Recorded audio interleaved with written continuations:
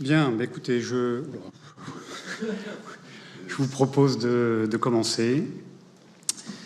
Donc une session sur VS Code. Il y en a eu plusieurs, hein, je crois, sur VS Code, dont deux par Sébastien, Julien. Moi, je vais me focaliser sur le débogage et les tests unitaires. Alors, la présentation est découpée en trois parties. Donc, je vais faire un petit rappel des fonctions de VS Code.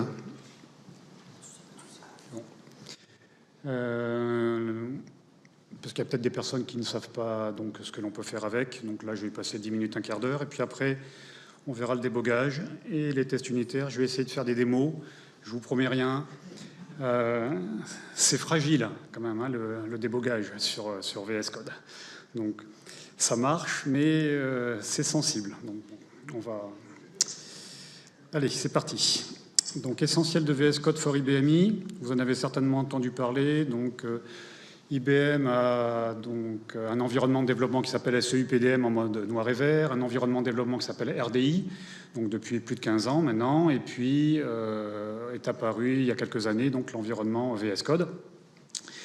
Donc là, je l'appelais VS Code for IBMI, et en fait, qu'est-ce que c'est que VS Code for IBMI? Ben, c'est le produit VS Code, hein, donc en open source, gratuit, qui permet de faire du développement de tout langage, PHP, .NET, Python, Java et autres, auxquels donc, on a rajouté des extensions. Donc ça s'appelle des plugins avec RDI, ça s'appelle des extensions avec VS Code. Donc il y a tout un ensemble d'extensions pour l'IBMI. La principale, c'est Code for IBMI, c'est celle qui permet donc, de faire du développement RPG, LE, COBOL, etc. Mais il y a plein d'autres extensions. Hein. Donc il y en a pour le COBOL, il y en a une qui s'appelle IBM DB2 for I, pour gérer la base de données, donc je vous en parlais tout à l'heure. Il y en a une pour le debug, il y en a une pour les tests, donc c'est ce qu'on va voir aujourd'hui, hein, donc IBMI Debug, IBMI Testing, etc., etc. Ce que l'on vous conseille plutôt d'installer, c'est ce qu'on appelle le IBMI Development Pack, puisque là-dedans, vous avez 12 extensions, qui ne sont pas les 12 qui sont là. Hein, donc, mais voilà, vous avez tout un ensemble d'extensions. Les principales sont là, dont celle en fait, pour faire du DB2, et celle pour développer, celle pour débugger. C'est un produit qui est complètement gratuit, les extensions IBMI sont complètement gratuites et le support de ce produit-là peut se faire soit par la communauté open source, donc principalement la communauté qui s'appelle Code4i. Et donc c'est ça qui est intéressant, en fait, c'est assez sympa puisque, hop, je cherche mes lunettes. Quand vous êtes dans VS Code et que vous êtes connecté sur un IBMI, eh bien, ici, vous avez une rubrique qui s'appelle Aid and Support. Et là, vous pouvez voir les incidents et déclarer un incident. C'est très facile à faire, de déclarer un incident auprès de la communauté. Donc, je vous encourage vraiment à le faire dès que vous pouvez. Donc, dès qu'il y a quelque chose qui ne fonctionne pas. C'est comme ça que le produit va continuer d'évoluer. Mais certains clients souhaitaient un support IBM.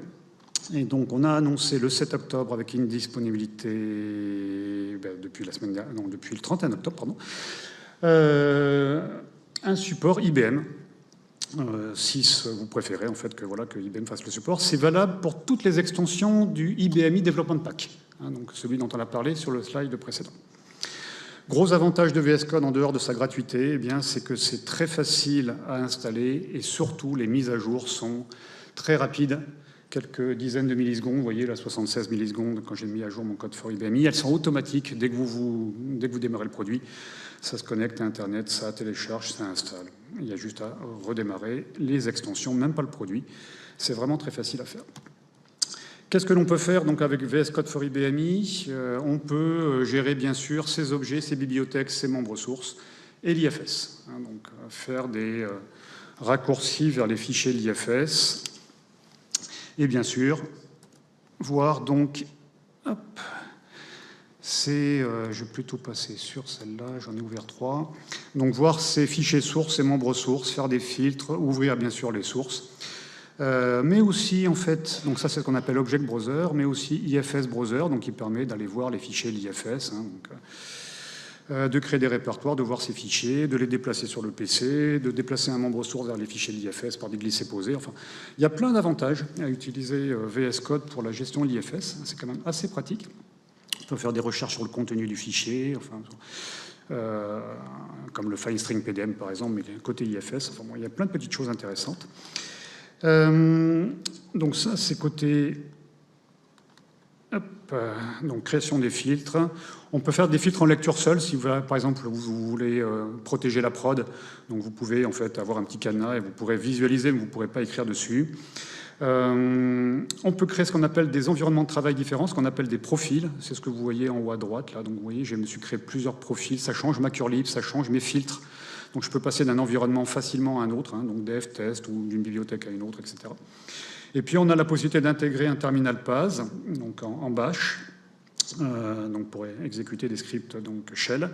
Et puis un terminal 5250, bon, c'est du TN 5250, ça vaut ce que ça vaut, mais bon, ça permet d'avoir un terminal intégré à VS Code. On peut bien sûr éditer des sources. Donc je vais vite, hein, parce que ce n'est pas l'objectif de cette présentation, c'est d'aller plus loin sur le... Mais c'est juste pour resituer un petit peu les choses. Bien sûr, on peut éditer les sources. Je vous ai mis ici tout ce qui me semblait intéressant sur les sources en fait, dans VS Code. Il y a plein de choses intéressantes. Hein. Vous voyez la minimap là, qui est à droite, qui permet de se déplacer rapidement dans un source. On a en fait la possibilité de voir les blocs de programmation structurés, donc ici de fermer un bloc ou d'ouvrir un bloc facilement, les do, les undo, les begSR, indSR, les DCL proc, unproc, etc., etc.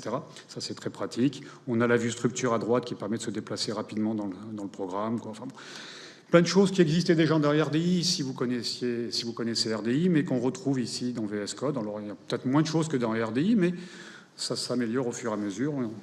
La communauté en rajoute au fur et à mesure. Donc, c'est quand même un bon éditeur. Alors, il y a des choses en moins. La vérification de syntaxe est moins performante. La vue structure va moins loin. Mais bon, globalement, c'est quand même pas si mal que ça, en tout cas pour les programmes RPG-LE, on va dire, parce que pour les programmes RPG tout court, ou RPG 36-38, c'est quand même un peu moins bien. C'est pas vraiment fait pour ça, VS Code. Donc je vous ai mis tout ce qu'on pouvait faire, je ne vais pas le détailler, hein, mais voilà, on peut faire plein de choses, des infobulles, refactoriser du code, on peut faire des templates de code, on peut faire de la contrôle de la qualité du code, ce qu'on appelle le linter, donc vous posez des règles et ça vérifie en fait si le source répond bien à vos règles. Bon voilà, je vous laisserai lire ça. Et puis il y a on peut compiler aussi bien sûr. Donc vous faites CTRL-E sur votre source, ça vous propose les commandes de compilation, et puis vous pouvez créer vos propres commandes avec invite, sans invite. Vous avez les messages d'erreur qui apparaissent en bas. Vous cliquez sur le message, vous êtes positionné sur l'erreur dans le source. Il y a le petit message d'erreur qui apparaît. On retrouve ce qu'on avait dans RDI pour ceux qui connaissent RDI. C'est vraiment le même principe. Et puis, on a toute la gestion de DB2, hein, donc avec VS Code, donc avec une extension spécifique qui s'appelle DB2ForI, qui fait partie du IBMI Development Pack, et qui permet, donc c'est le petit icône qui est là, DB2ForI, je vais fermer ce source, de pouvoir visualiser ces schémas, donc ces bibliothèques, avec à l'intérieur d'un schéma, de voir les objets DB2, un petit peu comme on en a dans ACS, hein, donc voilà, nos tables, nos vues, nos index, nos procédures, etc., etc. Et puis sur une table, alors je ne l'ai pas fait, ça va être un petit peu lent, la machine qui n'est pas très rapide ici, mais vous avez la liste des tables. Sur une table, bien sûr, vous pouvez voir le détail des colonnes avec leur type, leur longueur. Vous pouvez visualiser le contenu de la table et voir le résultat en bas. Enfin bon, voilà, il y a plein de choses intéressantes. Et puis, il y a plein de petites astuces. Hein. Si par exemple, je mets JSON 2 points ici, devant mon select, et que j'exécute la requête CTRL-R, eh bien, ça va me sortir le contenu en fait, du résultat du select dans un fichier JSON. Si je mets CSV 2 points, ça me le génère dans un CSV. Si je mets RPG 2 points, ça me crée une data structure en fait, calquée sur le résultat du select. Enfin, bon. Il y a plein de petites choses comme ça qui sont pratiques. Qu'est-ce que l'on a d'autre dans DB2? On a bien sûr, oui, donc les requêtes, pardon, j'en parlais ici. On a ce qu'on appelle les notebooks. C'est pratique, les notebooks aussi, mais je ne sais pas si je vais avoir le temps, parce que, à force de dire que... mais les notebooks, c'est vraiment chouette. Je vais vous faire voir ça. On a l'historique des requêtes aussi qu'on a sélectionné récemment, là, donc le mois dernier ou avant. Je vais juste en prendre une ici, je vais juste l'exécuter pour voir si ça marche bien. CTRL-R. Voilà, donc c'est la liste c'est la moyenne, la moyenne des salaires par service, là. Et je vais vous faire voir juste une petite chose, si vous ne connaissez pas du tout VS Code, qui est assez intéressante. C'est ce qu'on appelle les notebooks. Donc les notebooks, c'est un mélange de texte et d'exécution de script SQL ou de CL. Donc on a du Markdown ici, et puis on a du code ici. Je vais reprendre ma requête. Excusez-moi, je vais faire un CTRL-C de ça. Je vais la mettre ici. Je vais faire un CTRL-V. Si je l'exécute, en fait, donc ça va m'exécuter ma requête, ça met le résultat dans un tableau. Donc je peux créer de la doc en faisant ce genre de choses, ou des tableaux de bord pour la direction, ce genre de choses. Mais ce qui est intéressant, c'est que je peux le faire, en fait, sur du graphique. Donc si, par exemple, je fais paille de points et que j'exécute, eh bien, ça va me faire un diagramme camembert. Si je mets barre de points, ça va m'exécuter dans un diagramme à barre. Etc., etc. Donc ça, c'est des choses assez intéressantes si on veut faire de la documentation ou des tableaux de bord ou ce genre de choses. Bon, voilà. Je vous ai mis globalement ce qu'on pouvait faire avec DB2. Donc la gestion des objets avec des clics droits comme on a dans ACS pour générer le DDL, donc le createable, create procédure, create fonction, etc. Plus tout un ensemble en fait, d'options, de fonctionnalités sur les objets DB2. Je vais voir les MTI ou les index d'une table, les index conseillés, on a le visual explain. Enfin, bon. On retrouve beaucoup de choses qu'on a dans ACS, ça ne va pas aussi loin, mais c'est quand même plutôt sympa. On a des exemples de requêtes, on peut mettre de la complétion de code, on peut mettre des variables, donc voilà, on peut créer les notebooks. Et puis on a une intégration avec les assistants d'IA, donc avec Continue ou avec Copilot. Vous pouvez choisir le modèle LLM que vous voulez, et puis vous pouvez interroger donc DB2. Il y a un contexte DB2 for i. Quelle est la structure de telle table, quels sont les liens entre deux tables, crée-moi une requête en fait, qui va permettre de faire ça, optimise-moi cette requête, pourquoi cette requête ne fonctionne pas. Enfin bon, voilà. L'idée, c'est d'utiliser les assistants d'IA, Copilot ou Continue, avec un contexte DB2 for i. Donc, bien, je vous ai mis quelques copies d'écran ici, et puis nous, on va s'intéresser donc à deux fonctionnalités complémentaires, donc qui sont le debug et puis les tests unitaires. Donc deux extensions, IBMI Debug, IBMI Testing, qui sont toutes les deux créées par IBM. Donc vous voyez, IBM Debug, c'est IBM qui l'a créé, et IBMI Testing aussi. Donc c'est pas la communauté Code4i, là, enfin elle intervient bien sûr, mais c'est IBM de la base. J'en profite pour vous en faire voir deux autres, que je ne vais pas expliquer ici, mais IBM Project Explorer, c'est ce qui permet de créer des projets locaux, donc de pouvoir prendre des sources qui sont sur l'IBMI, les rapatrier en local sur le PC, donc dans notre session, dans notre workspace VS Code, de pouvoir les éditer, et ensuite de remonter tout ça, de recompiler tout ça, et de remonter tout ça sur l'IBMI. Et puis on a Source Orbit qui permet de gérer les dépendances, donc la totalité des dépendances entre les composants IBMI, quoi. Deuxième partie, donc un quart d'heure. Deuxième partie, le débogage. Alors, dans RDI, vous avez un débogueur qui est assez puissant, qui s'appelle le IBMI System Debugger ou Integrated Debugger, et qui permet de déboguer tout type de programme, et particulièrement en utilisant une fonctionnalité très pratique qu'on appelle les points d'entrée de service. Donc l'idée de la communauté VS Code, ça a été d'essayer de reprendre ce modèle-là et de le mettre dans VS Code. C'est pas si simple que ça. Il y a eu quelques écueils avant que ça marche, mais bon, je vais essayer de vous faire voir en fait là où il y a des écueils, et puis j'espère pouvoir vous faire voir une démo, quoi. On va bien voir. Donc les fonctionnalités de ce débugger. Il permet de déboguer tout type de programme, donc OPM, ILE, RPG, COBOL, CL, sont les principaux langages C++ éventuellement. Débugger classique, on va pouvoir faire du pas à pas, trois types de pas à pas, du step into si on veut rentrer dans la procédure, dans le programme appelé, du step over si on veut passer par-dessus, qu'on veut l'exécuter mais qu'on ne veut pas rentrer dans le détail du code appelé, ou du step out qui permet d'exécuter l'ensemble en fait, donc, de la procédure jusqu'à l'appel de la procédure, donc jusqu'à la fin et jusqu'à l'appel de la procédure, et de sortir de la procédure. On peut faire des points d'arrêt, bien sûr, autant qu'on en veut dans le source. Ces points d'arrêt peuvent être simples. On peut faire des points d'arrêt conditionnés. Je ne m'arrête ici que si la variable z1 vaut 3. Je ne m'arrête que si je suis déjà passé 8 fois en fait, sur cet endroit-là.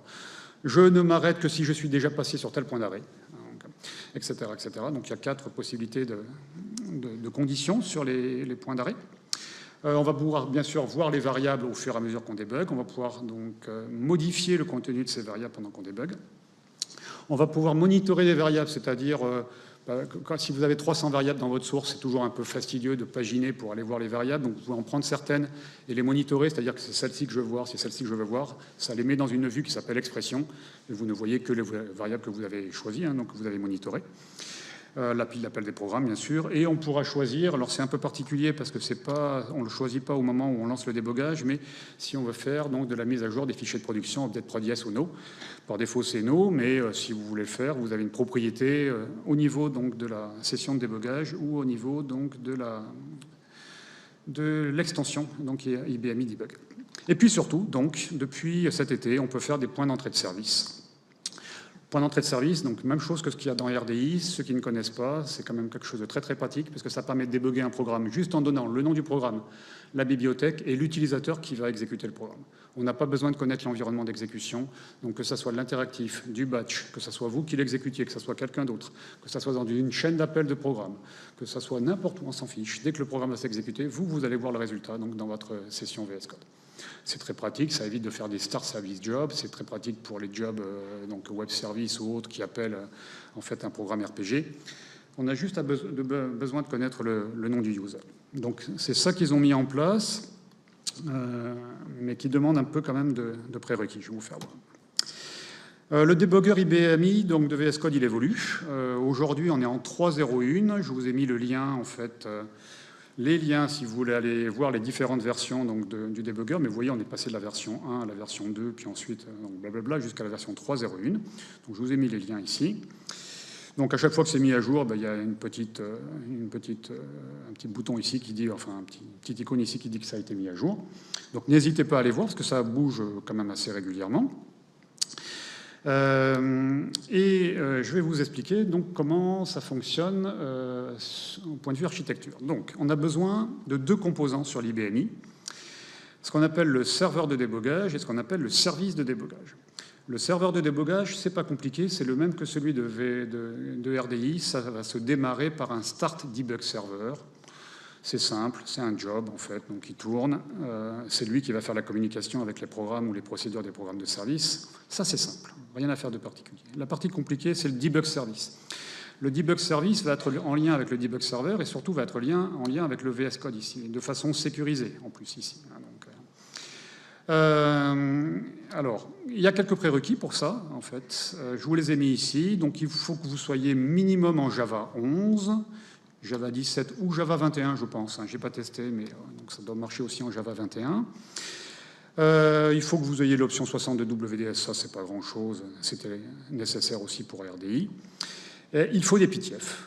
Donc, je vous ai mis le lien ici. Il y a 3-4 PTF à installer pour pouvoir donc, accéder à la 3.0.1, qui ne sont pas les mêmes que pour la 3.0, qui ne sont pas les mêmes que pour la 2.0, etc. Ça, c'est pas compliqué. C'est la partie, je dirais, plutôt technique. Là où ça se complique un tout petit peu, c'est qu'il faut un certificat. Il faut un certificat numérique et que ce certificat numérique soit dans le magasin Étoile System. Donc, dans DCM, quand vous allez créer le certificat, il faudra le créer dans le magasin Étoile System. La majorité des certificats sont dans Étoile System, mais celui-là doit être dans Étoile System. Et une fois que vous aurez créé le certificat, et là je vais vous faire voir, il y a une petite astuce à connaître, il faut l'affecter donc au service de débogage, bien sûr, pour qu'en fait on soit en connexion à TLS sécurisé.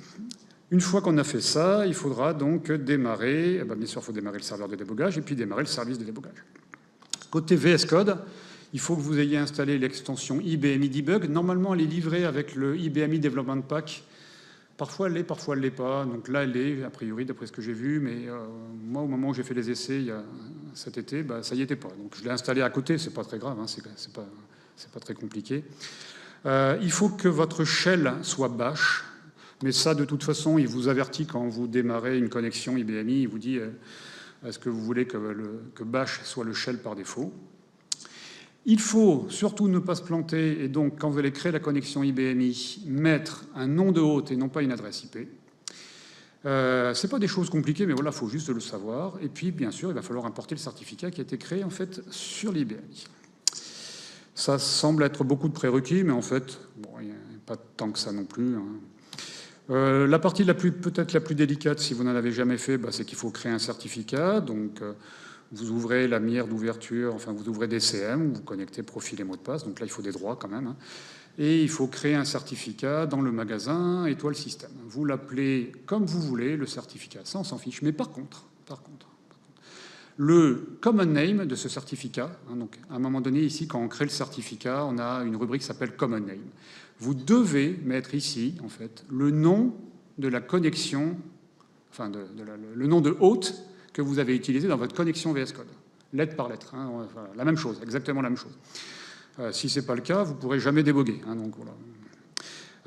Donc c'est important. Hein, donc le nom du certificat, vous mettez ce que vous voulez. Vous voyez, j'ai l'appelé IBMI BC75 client, mais le common name doit être le nom, en fait, ici, de la connexion dans VS Code. Ensuite, une fois qu'on a créé le certificat, eh bien, on va dans IBM Navigator for E, on va dans les serveurs TCP/IP, on prend le système debugger et on dit qu'on veut générer, donc, affecter le certificat au magasin. Donc là, on fait clic droit là-dessus, hein, Regenerate Debug Service. On choisit donc le magasin étoile système, on choisit le certificat que l'on vient de créer et c'est fait. Ça, c'est pas compliqué. Ensuite, il faut démarrer le service. Et là, je vous encourage à ne pas le faire par là. Ne le faites pas par IBM Navigator for E, il y a 90% de chances que ça ne marche pas. Peut-être plus que ça. Avec différentes erreurs qui sont identifiées, qui sont remontées. Bon, il y a pas mal de issues qui sont remontées. Moi, j'ai laissé tomber tout ça, en fait, parce que j'ai, pour le moment, trouvé la solution, c'est de démarrer le serveur et le service par VS Code. Parce que ce qui est intéressant dans VS Code, c'est que quand... Alors, attendez, on va faire un peu de ménage. Hop, je vais tout fermer, ne pas sauvegarder. Je vais même carrément fermer cette session-là. Je vais me déconnecter. J'en ai pas besoin pour le moment. Enfin, j'en ai plus besoin, pardon. Hop. C'est que quand vous êtes en fait donc connecté sur l'IBMI, vous pouvez ici voir l'état de votre debugger. Donc quand vous cliquez là, hop, il est censé aller là, pardon, et c'est moi qui ne suis pas où il faut. Ça va venir, ça devrait venir, ça va venir. Voilà. Donc là, ils sont démarrés tous les deux. Au départ, bien sûr, ils sont tous les deux rouges. Hein, donc le Start Debug Server, bah, ça, c'est pas compliqué. Bah, c'est rouge, vous cliquez sur le vert et puis ça va démarrer le serveur de débogage. Ça lance une commande qui s'appelle Start Debug Server. Et puis après, bah, vous pouvez faire la même chose pour démarrer le service de débogage. Donc plutôt que de le démarrer par IBM Navigator for E, moi, je vous encourage à le faire par là. Parce que normalement, là, en fait, bah, il détecte ce qui manque. Hein. Par exemple, vous voyez, il me manquait le certificat en local, donc sur mon PC, et il m'a proposé de l'importer. Voilà. Donc ça, c'est bien fait. Vraiment, c'est bien fait parce qu'il vous dit ce qui manque. Hein. Et puis bah, une fois que j'ai importé mon certificat client, il m'a démarré le service de débogage. Ne vous étonnez pas, c'est assez long, hein, petite minute. Et puis voilà. Une fois que le serveur et le service de débogage sont démarrés, ce qui a l'air d'être le cas donc ici, eh bien, on devrait pouvoir déboguer. On devrait pouvoir déboguer. Ce débugger, donc, ça va pour le moment. Pardon, je vais peut-être un peu vite, mais c'est bon. Okay. Alors, il faut... alors, on n'est pas obligé de le faire par VS Code. Hein, donc, derrière le serveur se lance une commande CL qui s'appelle Start Debug Server. Derrière le service de débogage se lance un script shell qu'on peut démarrer par QSH. Hein, donc les deux nécessitent peut-être des droits, je ne m'en souviens plus. C'est ça la question que vous me posez? Je ne vous vois pas. Je ne me souviens plus. Je l'ai noté pourtant. Je suis sûr que je l'ai noté quelque part. Mais à la limite, ça a démarré qu'une seule fois. Vous voyez, ce n'est pas le développeur qui fait ça. On est d'accord. C'est démarré au niveau du serveur. Les deux sont démarrés au niveau du serveur. Après, c'est valable en fait pour tous les développeurs. Le mieux, c'est peut-être de le rajouter dans le Q-Startup, hein, dans le programme de démarrage. Donc, effectivement, il faut que voilà, ce programme-là s'exécute avec les bons droits. Je ne me souviens plus quels sont les droits qui sont nécessaires sur les commandes. Je peux les retrouver si ça vous intéresse, mais j'ai dû le noter dans le support de cours, mais je ne me souviens plus. C'est à faire une fois, d'accord. Après, les autres développeurs qui vont se connecter, ils vont voir les deux services en vert, hein, d'accord. Et si éventuellement ils ne voient pas le deuxième en vert, ils importent le certificat, et puis voilà. Donc, bien. Pour déboguer, je vais essayer de vous le faire voir. Et je vais essayer de vous le faire voir avec un point d'entrée de service, tant qu'à faire. Voilà. Donc, voilà mon idée. C'est assez basique, hein. C'est un petit programme PGM1 en CL, qui va faire un submit job d'un programme PGM2 en RPG, en lui passant un paramètre hein, qui s'appelle l'année ici, et là je récupère l'année, et puis après j'ai un programme RPG. Ça m'affiche en fait donc un certain nombre de choses dans la file d'attente de Q6 OPR, puisque c'est en batch. C'était pour vous faire voir que ce qui m'intéresse, moi, c'est de déboguer PGM2. C'est pas de déboguer PGM1. J'en suis dans une chaîne d'appel de programme. Et c'est ce programme-là que je veux déboguer. Et je ne sais pas comment il va être lancé, par quel job, etc. D'accord, c'est du batch. J'ai pas envie de connaître en fait le nom du job batch. Hein, donc, je veux déboguer programme PGM2. Alors, donc pour faire ça, je vais essayer de vous faire voir. Donc, je suis ici sur le serveur de débogage, je vais revenir sur l'IBMI, je vais aller chercher mon programme PGM2. Et mon programme PGM2, s'il veut bien s'ouvrir, c'est mon programme RPG. Oh là.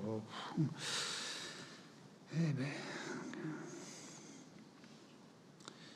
On m'avait assuré que la connexion était rapide, mais j'en suis pas tout à fait persuadé. Oh là.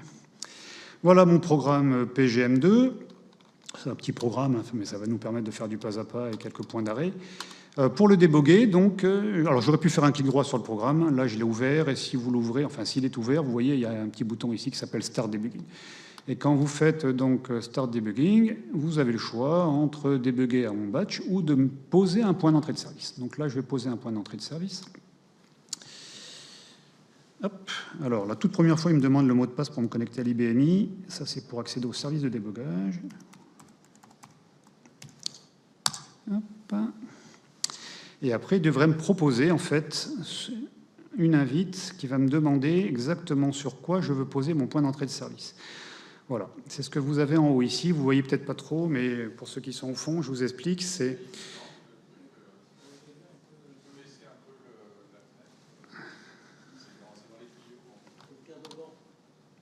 hop, ah mince, attends. C'est pas ce que je voulais faire. C'est mieux? Ouais. C'est le vidéo qui est pas trop. Ça va là, on voit? Ouais. Okay. Donc ici, on peut choisir en fait donc bibliothèque nom du programme étoile PGM étoile all. Mais en fait, c'est pour vous expliquer qu'on pourrait déboguer donc des programmes et aussi des programmes de service. Dans un programme de service, choisir le module. Dans le module, choisir la procédure. D'accord, là, c'est étoile all, mais on peut descendre jusqu'au niveau de la procédure. Hein, donc, voilà, donc là, j'ai un simple programme. Hein, donc, je vais faire entrer, mais on pourrait descendre au niveau de la procédure. Je vais faire entrer, et si tout va bien, j'ai un petit message en bas qui va apparaître et qui me dit qu'il a créé un point d'entrée de service sur PGM2. Le point d'entrée de service, donc si je me positionne sur l'activité débogage, je vais le voir ici, il m'a dû mettre un point d'entrée de service. Ok, il est là. Le point d'entrée de service, par défaut, c'est pas comme dans RDI, pour ceux qui connaissent RDI, quand on pose un point d'entrée de service, on choisit l'utilisateur sous lequel va s'exécuter le programme.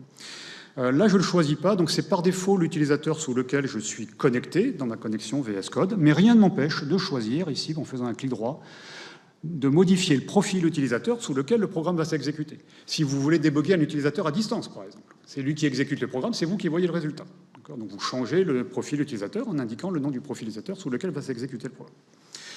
J'en profite pour vous faire voir qu'on peut donc enlever le point d'entrée de service, qu'on peut rafraîchir le point d'entrée de service qui sera obligatoire à faire après chaque recompilation du programme. C'est comme dans RDI, il faut faire un refresh du point d'entrée de service à chaque fois qu'on recompile. Et puis on peut éditer des conditions. Éditer des conditions, donc ça veut dire que je vais pouvoir dire je veux déboguer, mais uniquement sous certaines conditions.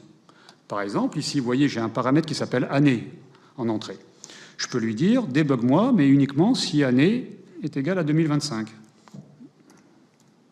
Ça veut dire quoi? Normalement, ça veut dire que si je passe autre chose que 2025, je ne devrais pas passer en session de débogage. Ça peut être assez pratique de jouer plus finement et de dire non, je ne veux pas systématiquement passer en débogage, uniquement dans certains cas de figure. On va essayer ça. On va faire ça. Hop, entrée. En bas, normalement, il devrait mettre un petit message comme quoi il a ajouté une condition. Voilà. OK.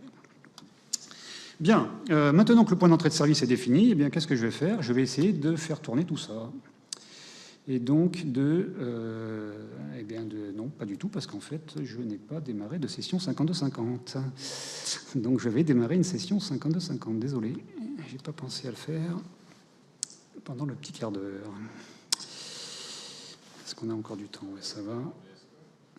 J'aurais pu le faire dans VS Code, mais l'émulateur, il est vraiment pas terrible quand même. Donc, ouais, c'est vrai, t'as raison. Donc j'aurais pu. Tu vois, j'ai encore le réflexe. Mais j'aurais pu, en plus, ça permettait de voir les deux écrans en même temps. Ça aurait pas été mal. Mais bon, écoute, c'est pas grave, on va le faire comme ça.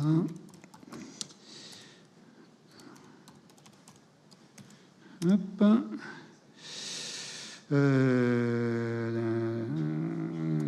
Attends, juste voir si la bibliothèque est en ligne. Ça, c'est bon. Donc, call PGM1. Donc là, je ne vais pas appeler PGM2, j'appelle PGM1. Hein, donc, celui qui va faire le submit job de PGM2. Call PGM1. Je ne vois rien du tout. Donc, hop. Attends, je vais allumer un petit peu ça. Voilà. F4. Et je vais lui passer 2024 comme année pour le moment. On ne va pas lui passer 2025, on va lui passer 2024. Je vais mettre ça en décimale. Oula. Hop, 4 dont 0. Hop, pour que ça soit cohérent avec l'autre côté, parce que là, je le passe en dur quand même. Donc, voilà, normalement, là, ça devrait m'exécuter le programme et ça ne devrait pas passer en mode débogage, puisque j'ai choisi que la condition, c'était 2025 et je devrais avoir le résultat donc, dans la file d'attente de Q6 OPR. C'est bien le cas. C'est ce que vous voyez là. D'accord. Okay. Maintenant, je vais l'exécuter en lui passant 2025, juste pour voir si ça marche bien. F9, je lui passe 2025 comme paramètre. Et là, normalement, ça devrait passer en débogage. Tac. Merveilleux. Alors, qu'est-ce que l'on a dans la vue débogage? On a les variables qui sont là, on a donc ce qu'on appelle l'espion, ça c'est pour monitorer des choses, la pile d'appel des programmes, les points d'entrée de service. Pour le moment, je vais tout fermer et je vais regarder ma vue variable. Donc, on a une petite variable ici avec année, on a un tableau qui s'appelle EMP ici, c'est une data structure avec 2 sous-zones, le numéro d'employé, le nom de l'employé et le numéro de service. Pour le moment, tout est à blanc, c'est normal. Quand je suis ici, donc je vais pouvoir déboguer, et je vais pouvoir déboguer avec des choses qui sont assez simples en haut, là, donc continuer jusqu'au prochain point d'arrêt, step over, step into, step out. Rafraîchissement, arrêt. Très simple. Pour ajouter des points d'arrêt, j'ai juste à cliquer ici, cliquer à gauche, ça ajoute le point d'arrêt, et ça m'a ajouté, vous voyez en bas, là, donc point d'arrêt. Si je veux faire des conditions sur le point d'arrêt, donc je ne m'arrête que si telle variable est égale à telle chose, etc., je peux modifier la condition ici. Si je veux exécuter le programme, eh bien, je vais l'exécuter par la petite flèche qui est là, ou le F5, et ça va exécuter tout le programme jusque-là. Donc normalement, ça devrait m'alimenter mes variables qui sont là avec le nom du client et le numéro de service. Tac.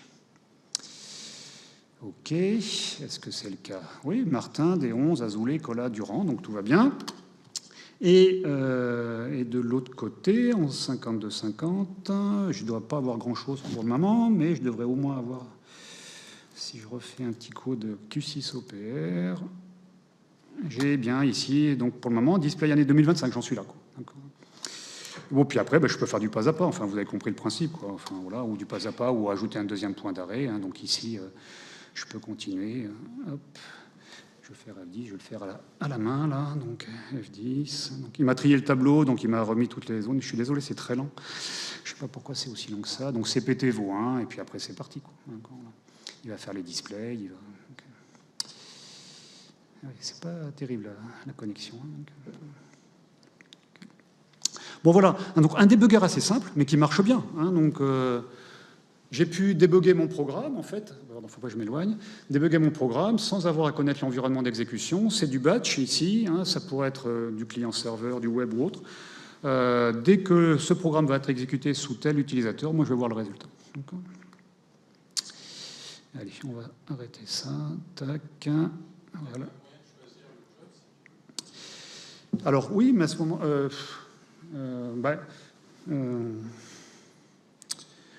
non, je crois, enfin, avec les points d'entrée de service, non. Enfin, je vois pas comment on peut faire ça, en tout cas. Et on n'a pas la fonction debug job comme on a dans RDI, en fait, si c'est ça la question. Parce que dans RDI, on a trois choses. Hein. En fait, effectivement, on a le debug as batch, le debug as interactif même, mais ça, c'était plutôt ancien, le point d'entrée de service et le debug job. Ouais. On n'a pas ça, en fait, dans VS Code. Bon, voilà, il y a plein d'autres choses, en fait, dans le debugger dont je ne vous ai pas parlé. Mais bon, l'idée, c'était de vous faire voir déjà un petit point. Alors, j'ai mis quelques copies d'écran avec les différentes possibilités. Bien sûr, donc, on peut aller modifier la variable, hein, donc une variable en faisant F2. Par défaut, on est en visu, mais si on fait F2 ou clic droit, définir la valeur, on va pouvoir modifier le contenu de variable. On peut ajouter des expressions, donc monitorer certaines variables pour les ajouter à la vue espion. Ça, c'est pour alléger en fait la vue variable qui peut être un peu grande. Ou si on travaille en CL ou en OPM, parce qu'en OPM ou en CL, la vue variable n'est pas alimentée. Donc le seul moyen, en fait, c'est de prendre les variables dans le source et de faire clic droit, monitorer pour les rajouter à la vue espion. Bon, voilà, on peut exporter les points d'arrêt, on peut importer des points d'arrêt. Bon, il y a quelques petites facilités sur le debugger, mais bon, voilà. J'entends pas du tout, pardon.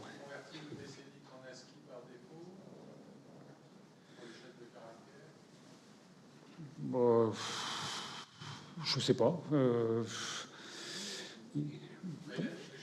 Ah, il affiche les chaînes de caractères, oui, directement.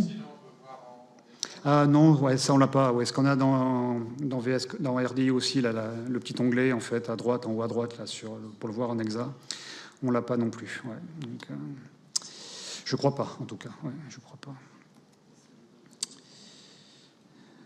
Vous avez des bonnes questions, c'est bien. Je crois pas, non. Ouais.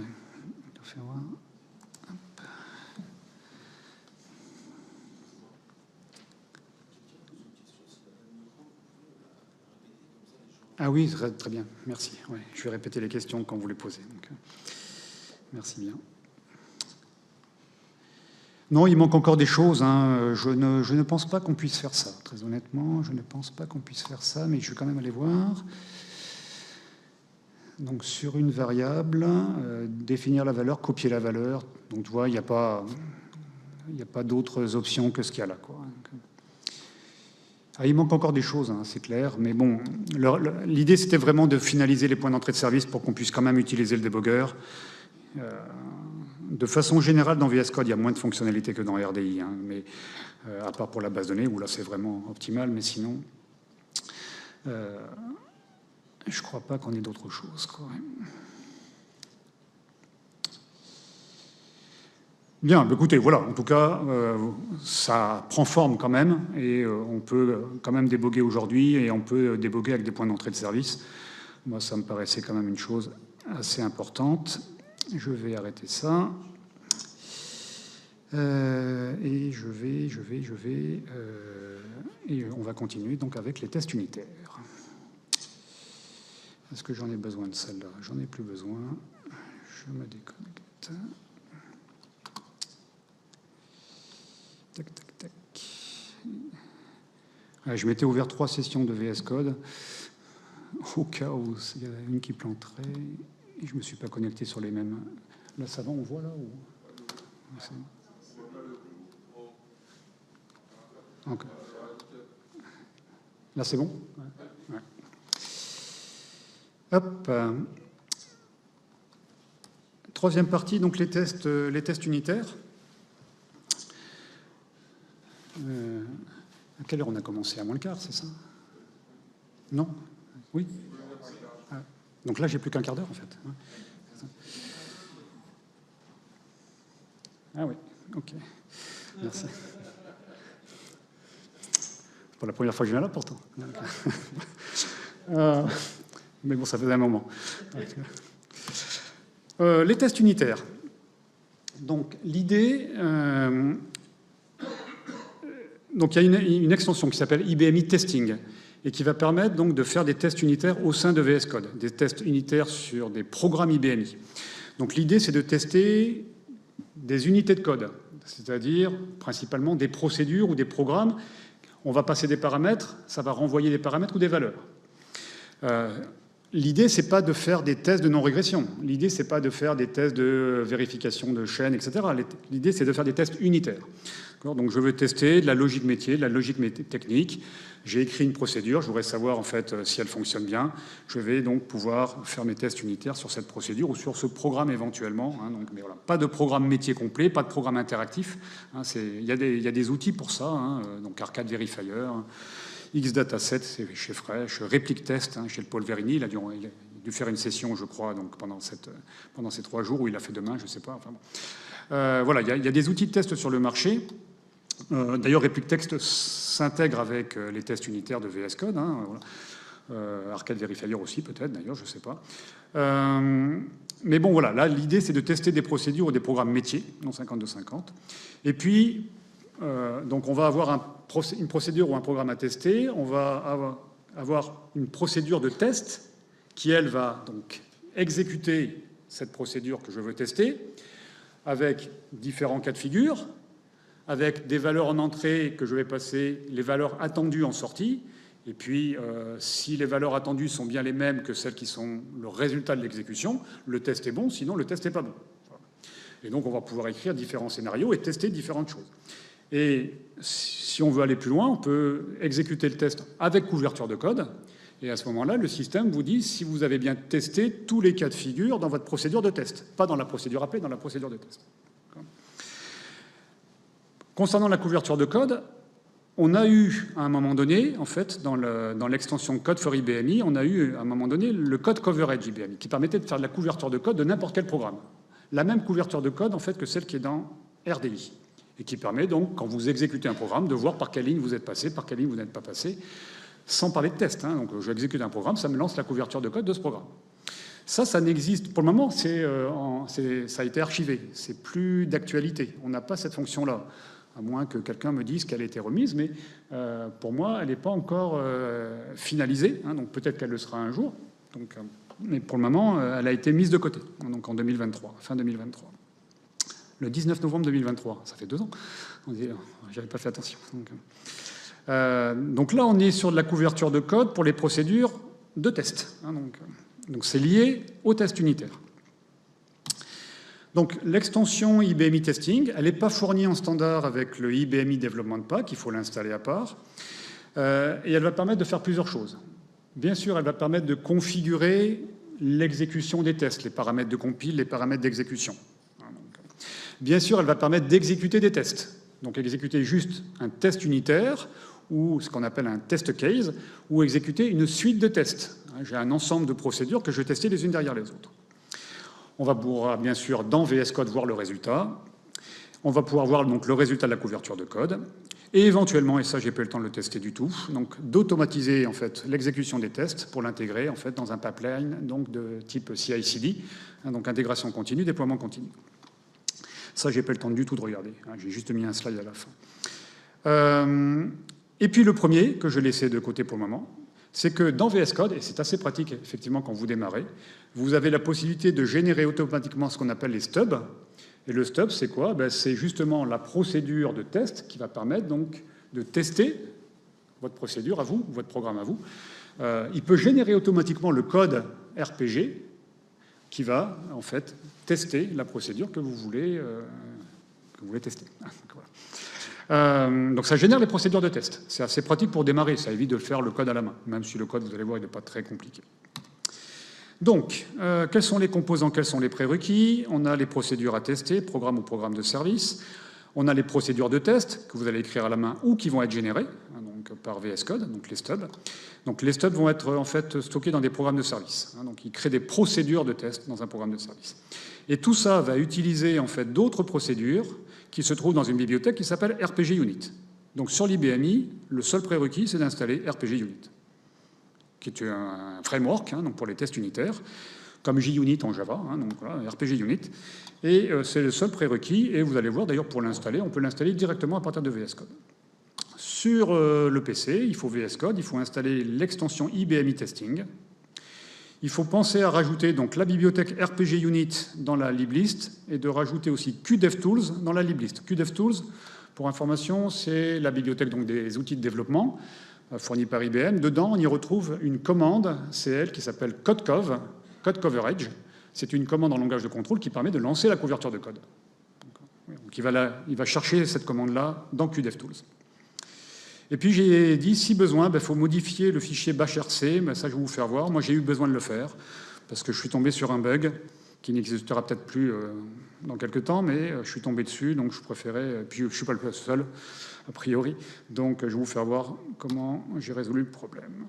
Donc, dans VS Code, on installe l'extension IBMI Testing, ça c'est simple, on tape IBMI Testing, on fait installer, et puis voilà. Sur l'IBMI, il faut la bibliothèque RPG Unit, et donc le plus simple, c'est que vous cliquez sur votre connexion, vous faites Settings, vous allez dans un onglet qui s'appelle Components. Là, il vous dit RPG Unit n'est pas installé sur votre IBMI. Qu'est-ce que vous voulez faire? Est-ce que vous voulez l'installer? Oui, je l'installe. Et là, faites attention, parce qu'au moment où vous allez faire installer, il vous propose les différentes versions de RPG Unit. Toutes celles qui sont en V6, là, sont en bêta. Le B, c'est bêta. Et je ne vous encourage pas de les utiliser pour le moment. Je pense qu'il vaut mieux utiliser la release, la vraie version stable, parce que moi, j'ai eu plein d'ennuis avec la B008, par exemple. Donc, elle n'est pas du tout stable pour le moment, celle-là. Donc, si vous voulez tester aujourd'hui, testez avec une version stable, puis après, vous verrez si éventuellement on peut aller plus loin. C'est facilement changeable, c'est ça qui est bien. Donc, et on va même pouvoir choisir le nom de la bibliothèque. Par défaut, elle s'appelle RPG Unit, mais on peut choisir donc, éventuellement. Donc, on peut avoir plusieurs environnements et basculer de l'un à l'autre avec des versions différentes facilement. Il suffit de changer le nom de la bibliothèque. Il faut ajouter donc RPG Unit et QDevTools dans la liblist donc de VS Code, de votre connexion IBMI. Et puis, donc, moi, j'ai eu un petit message. Donc, quand j'ai lancé en fait, les tests unitaires, j'ai eu commande start debug non admise dans des travaux multithreadés, dans des travaux unités d'exécution multiples. J'ai essayé de changer, de mettre la variable d'environnement QIBM multithread. En fait, sur l'IBMI, AIS, ça n'a rien changé. Et donc, le seul moyen que j'ai trouvé, moi, c'est d'aller changer dans le fichier bashrc, ici, donc, dans mon répertoire sous Home, fichier bashrc, pardon, j'ai fait un export de QIBM multithreaded pour la mettre à no, la valeur. De toute façon, comme ça, c'est valable que pour mon environnement. Ça me va bien, hein, ça évite de changer côté système. Si on n'a pas forcément envie ou besoin, ou voilà, si ça nous gêne, donc c'est valable que pour mon environnement. Bon, c'est ça qui m'a sauvé globalement, parce que sinon, je n'arrivais pas à trouver en fait comment lancer des tests unitaires. Un petit peu de vocabulaire donc, sur le testing. Le stub, donc c'est le source qui va contenir la procédure de test. Ce qu'on appelle un test case, donc c'est un cas de test individuel. C'est une procédure qui doit commencer, dont le nom doit commencer par test. Alors, ça, c'est obligatoire. Donc si par exemple vous voulez tester une procédure qui s'appelle isPalindrome, eh bien ça devra s'appeler test et puis ce que vous voulez derrière. Encore. Test isPalindrome si vous voulez, mais ça peut être test auto, on s'en fiche. Ça doit commencer par test, obligatoirement. Hein, le nom doit commencer par test. Ce qu'on appelle une suite de tests, eh c'est un ensemble de tests individuels qui vont s'exécuter les uns derrière les autres. Donc, je vais vous faire voir ça. Les procédures de test et les suites de tests, bien sûr. Donc cas et suite de tests. Les procédures, hein, donc celles qui vont servir à tester donc, ce qui nous intéresse. On peut les développer à la main. Et donc, vous avez toute la doc qui est indiquée sur ce lien-là. Ça s'appelle l'API Reference. Hein, donc, et si vous allez voir là-dedans, eh bien, vous avez... Ah oui, c'est vraiment le réseau qui est très... Et heureusement qu'on est chez IBM. Hein. Donc, bon. Écoutez, c'est pas grave, on va continuer. Hop. Vous avez l'API référence, et là, vous avez en fait tout le détail de ce que l'on peut mettre comme instruction et quelles procédures, comment coder en fait les procédures de test. Ou sinon, on les génère automatiquement par VS Code. Si vous voulez débuter, je vous encourage à faire ça au départ. Ça va générer automatiquement les stubs, et puis après, vous les modifiez. Alors, je vais vous faire voir. Donc, première chose importante, dans les paramètres de l'extension IBMI Testing, on peut choisir le nom de la bibliothèque qui va contenir le framework sur l'IBMI. Par défaut, c'est RPG Unit. Si vous en avez plusieurs, vous pouvez donc changer RPG Unit 1, RPG Unit 2, etc., hein, en fonction de la version et de la release que vous avez. Et puis, dans quel fichier source il va aller stocker les procédures de test. Par défaut, c'est QTestSRC. Mais vous pouvez choisir autre chose. Une fois qu'on a fait ça, toujours dans les préférences, toujours dans les paramètres, je ne vais pas tout détailler, mais vous avez plein de choses, en fait, qui est, OK, quelles sont les préférences pour générer les stubs de test, donc les procédures de test. Est-ce que je veux avoir un preview avant de créer le stub? Oui ou non? True, false. Comment va s'appeler le fichier source? Qtest-src. Si c'est dans l'IFS, comment ça s'appelle?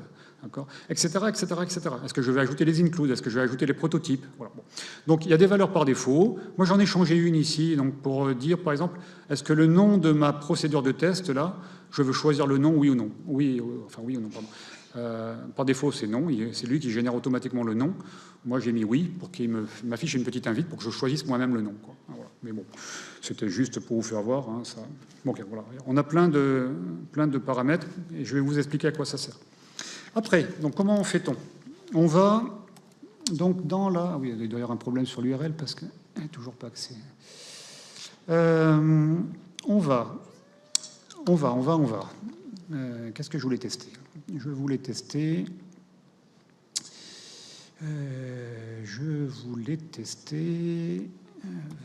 VSU.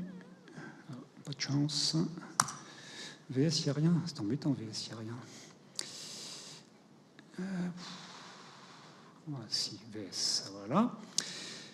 Donc là, j'ai un programme de service, mais ça pourrait être un programme, peu importe, avec plusieurs procédures.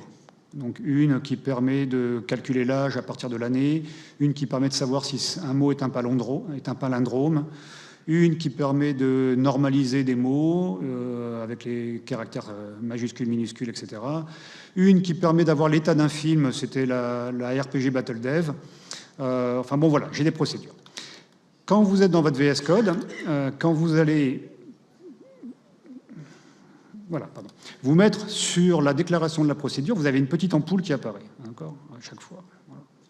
Sur cette petite ampoule, en fait, si vous cliquez dessus, le système va vous dire est-ce que vous voulez générer un cas de test ou est-ce que vous voulez générer une suite de tests.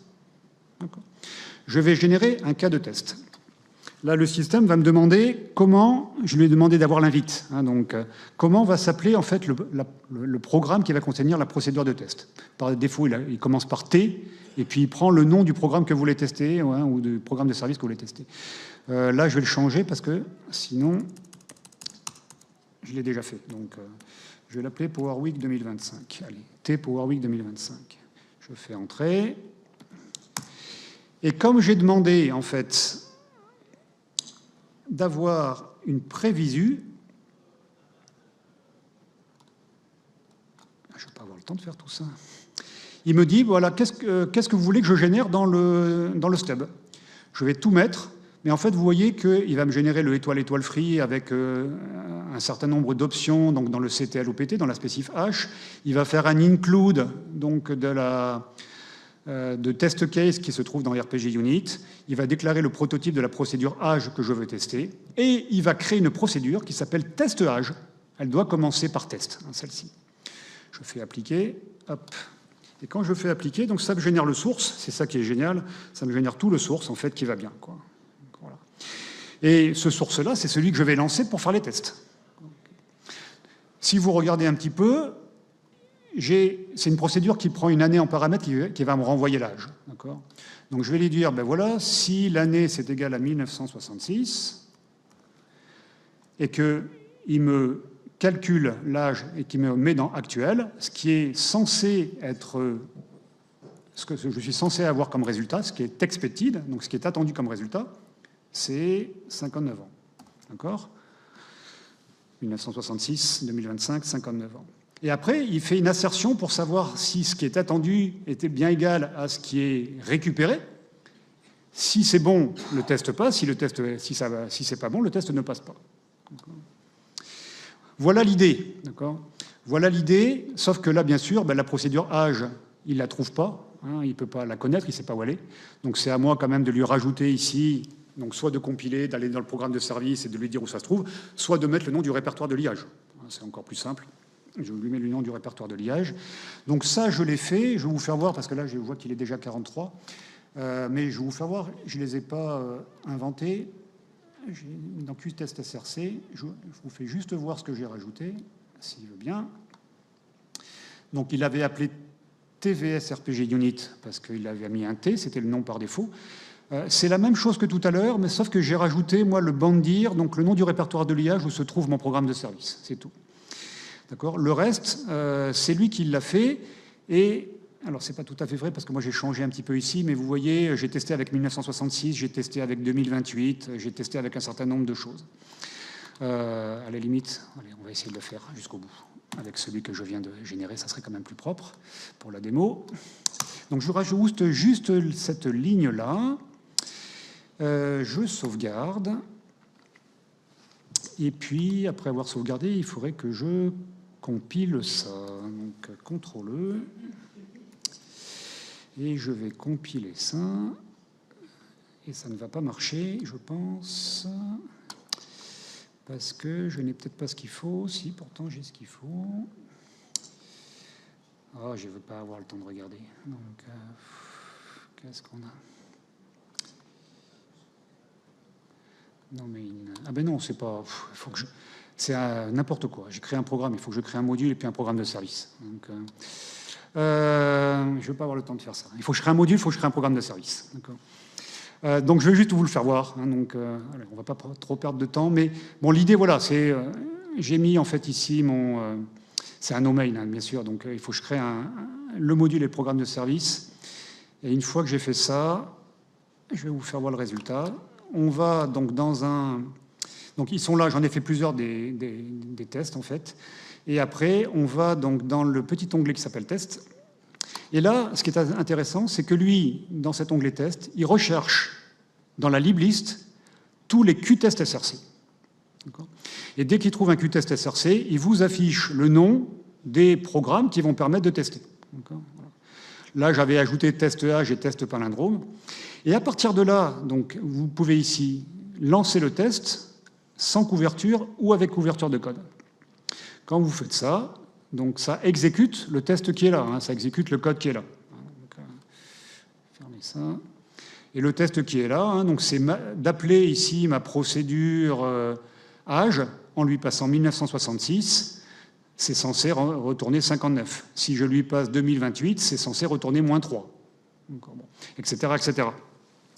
Une fois que j'ai fait ça, eh bien, je lance. Alors pour lancer, je peux le lancer ici. Ce qui est génial, c'est que je peux le lancer directement à partir du source. Donc au fur et à mesure que je modifie, là, je peux lancer en fait l'exécution. Et là, en fait, j'ai en train de me dire, mais j'ai jamais créé le programme de service. Mais oui, je fais n'importe quoi là. Excusez-moi. J'étais en train de me dire, je ne crée pas le programme de service. Mais oui, je l'ai jamais fait. En fait, le simple fait de lancer l'exécution, donc on va le faire. On va le faire sur celui-là. Et j'étais en train de me dire que je ne l'avais pas fait. Le simple fait, donc sur le mien là, hein, que je viens de créer là, avec test H uniquement, le simple fait de créer ici va compiler, créer le module, créer le programme de service et lancer le test. J'étais en train de me dire, je n'ai pas fait ça. Donc, tac, tac, voilà. Donc il a tout fait, et puis il me dit si ça s'est bien ou mal passé. D'accord ? Et là, ça s'est mal passé, par exemple. Okay, voilà. Et donc j'ai des indicateurs ici qui me disent si ça se passe bien ou si ça ne se passe pas bien. Voilà, j'ai dû en faire un ici aussi, je peux le relancer. Okay. On est toujours en fail, donc je dois avoir quelque chose quand même. Parce que je ne crois pas avoir modifié quoi que ce soit. En fait, ici, mais bon, peut-être. Ils sont tous en fail. Donc, pourquoi ils sont tous en fail? Ah là là là là. Ça, j'ai peu le temps d'assez préparer. On le voit bien. Bon, en tout cas, on voit bien que ça passe pas, ou que ça passe pas. Et là, effectivement, ça passe pas. Donc, il faudrait que je regarde pourquoi exactement. Donc, après, on a dans la vue problème, on a des choses, mais c'est pas ici. Donc, ça doit être dans le résultat des tests. Définition introuvable. Hein, donc, répertoire de liage introuvable dans la bibliothèque. Pourquoi mon répertoire de liage est introuvable dans la bibliothèque? Parce que je n'ai pas la bonne bibliothèque, évidemment. On va peut-être y arriver. Change current library, PB. Voilà. Je fais quoi? Je relance. C'était bien, ça. Je relance, excusez-moi, à partir de là. Je voudrais bien arriver jusqu'au bout, quand même. Y arriver. C'est quoi? C'est celui-là. Exécuter le test. Tac, tac, tac. Ce que je me disais, c'est... Ah ben voilà, donc on y arrive. OK. Donc, Bon, enfin voilà, d'accord. Je vois qu'il est 48. Je vous ai mis plein de choses après dans le support, hein, donc vous verrez. J'ai expliqué comment est généré le stub. Les étapes de création, donc quand effectivement il manque quelque chose, vous avez ça donc dans la log, hein, vous venez de le voir à l'instant, là il manquait des choses. Voilà, et puis après vous exécutez les tests. On peut les exécuter donc directement à partir de la petite icône qui est là. Quand on fait de la couverture de code, donc il me dit sur combien de lignes on est passé, sur combien de lignes on n'est pas passé. Et puis il m'affiche, mais on ne le voit pas très bien ici, mais en vert ou en rouge, les lignes sur lesquelles on est passé. Hein, donc il y a un petit fond d'écran en vert, là ça ne se voit pas bien, mais les lignes sur lesquelles je suis passé, les lignes sur lesquelles je ne suis pas passé.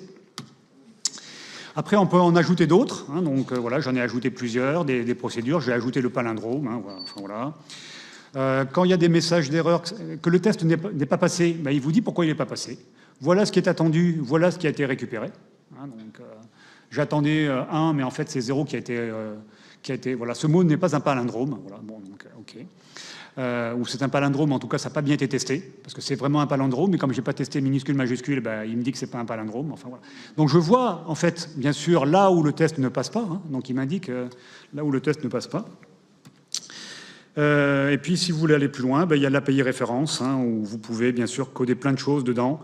On peut envoyer des messages, hein, on peut récupérer des informations, on peut exécuter des commandes en langage de contrôle, enfin voilà, on peut faire plein de choses dans les procédures de test. Donc après, bah, c'est du RPG Unit, il faut se former un petit peu à RPG Unit. Donc, et on peut générer des suites de tests. Si on génère des suites de tests, eh bien, ça lance tout un ensemble de tests les uns derrière les autres, donc, tout simplement. Et on peut générer les stubs pour les suites de tests aussi. J'ai fait des exemples ici aussi. Allez. Et puis après, il y a les tests automatisés. Hein, donc, si on veut l'intégrer dans du CI/CD, mais ça, j'ai vraiment pas eu le temps de regarder. Mais c'est aussi inclus, en fait, donc, dans VS Code. Quoi. Allez, si vous voulez en savoir plus, juste deux petites choses. J'ai des workshops sur VS Code, si vous voulez vous former à VS Code. Hein, donc, sur tout ce que l'on a vu, là. En 2026, j'en ferai un troisième, en fait, sur SourceOrbit, l'intégration avec Git, les projets locaux. Hein, donc, voilà. Et puis, sachez que normalement, en 2026, je vais essayer de lancer deux nouvelles prestas. Une pour former vos équipes, en fait, aux dernières technologies, enfin, faire de la formation continue en permanence chez vous pour vos équipes, avec de l'accompagnement, suivi des équipes, et puis aussi donc, de l'aide à la modernisation. Voilà, donc, si ça vous intéresse, n'hésitez pas à me contacter. Vous avez mon adresse email ici. Allez, merci beaucoup. Désolé pour le retard.